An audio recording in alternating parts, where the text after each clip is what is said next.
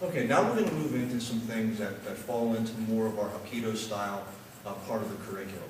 And these are going to be spread out over a couple of belts, but we're going to chunk them together like we did the wrist locks. We have the same side, or we have the slingshot, the palm up, and the Game Boy or text message chunks. What we're going to do now is have a chunk of sweeps, throws, and chokes. First thing we're going to do is we're going to do our sweeps. We have two basic sweeps. Also can be a reap if you lift your leg high enough off the ground. And we're going to do them just like we do our joint locks, from a straight wrist and a cross wrist. The first one, if we do a straight wrist, we're simply, we're going to step and re-grab at the same time. Notice the idea of this is that I'm pulling his balance off. I'm going to come through with a tiger mouth just like in our purple belt self-defense, step behind, and we're going to take down.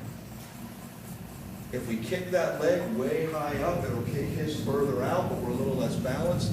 If we keep the foot on the ground, it still works really well. We have a little more energy to torque him down. Either way is fine. The second one is against the cross wrist. Similarly, hand and foot will move together. So I'm going to cross step and re-grab here. I'm going to just pivot around, come behind the neck, get in front of him, and I'm going to pull back with my leg while I push forward with my hand. The other nice thing about this is that if you step out a little further, instead of going to the back of the neck, you can use elbow or shoulder and have a similar effect. And then when you kick the leg, this is the direction they'll go. And those are the two main sweeps that we learned before black belt. Now we're going to go into chokes. We're going to do a few chokes. And Frank is being very kind, just so I can show you the techniques here. Remember, all of the things that we're doing, it's not about forcing it. It's about if you find yourself in the right spot and are able to do it, then you have the tools to defend yourself if needs be. The first choke we're going to use is very simple. I'm going to come behind the neck and grip here. Then this hand is going to come up as close to my thumb as it can get, and I'm going to grab my own wrist. And I'm just going to take my elbow and try to push it back towards this ear. And there it is. Okay? Again, here, here, here. A simple place, where could we use this? Modifying one of our old punch defenses, Frank throws punch. We come in here. If we hit with the elbow, that's fine. Maybe then we slip up underneath. And now we have our choke.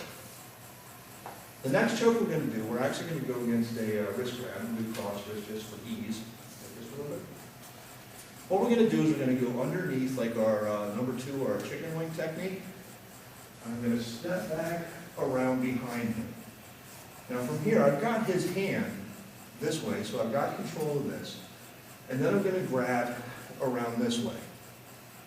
From here, if I come up here, I'm going to clasp, and I'm going to torque in using my forearm to cut off the airway. If we want to make this a little nastier, I'm going to bump his hips forward, and I'm going to step back. Now from here, he's uncomfortable. If we let him go all the way down, then we can use our shoulder to compress that neck over the wrist even more. And that's called a hanging choke. The next one we're going to do, you see a lot of times in UFC, and it's very simple.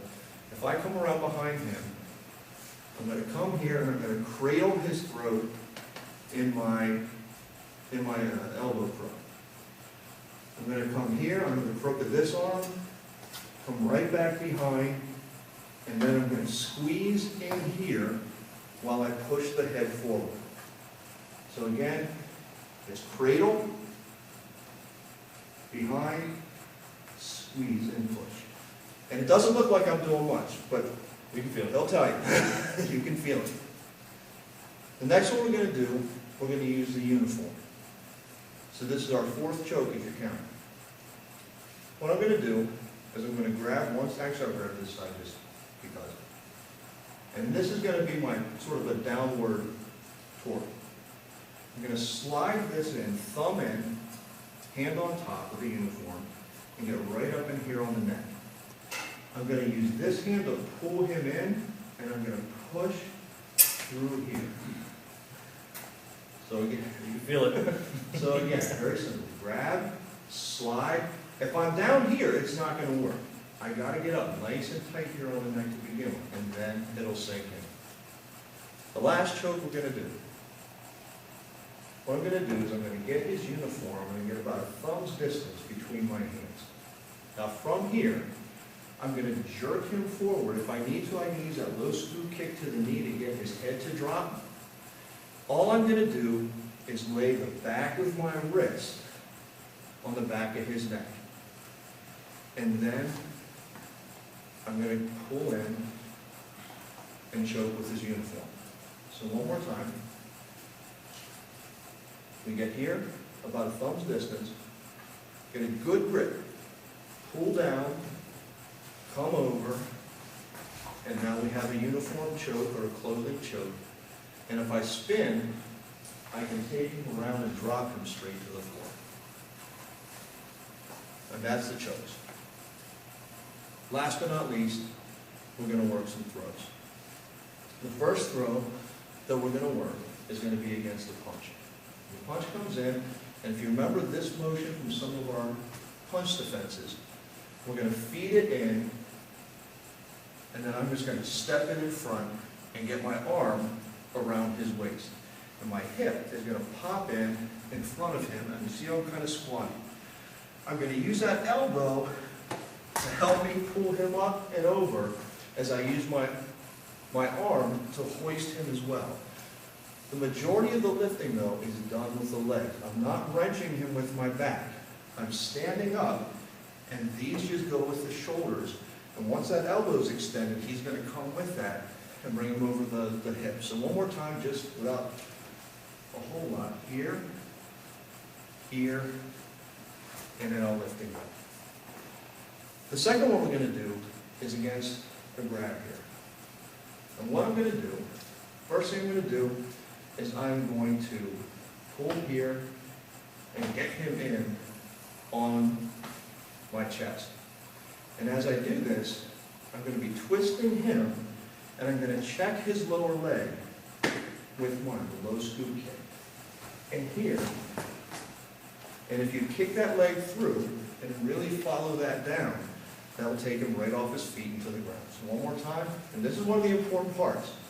This hand, you've got to get that elbow down and pull him in.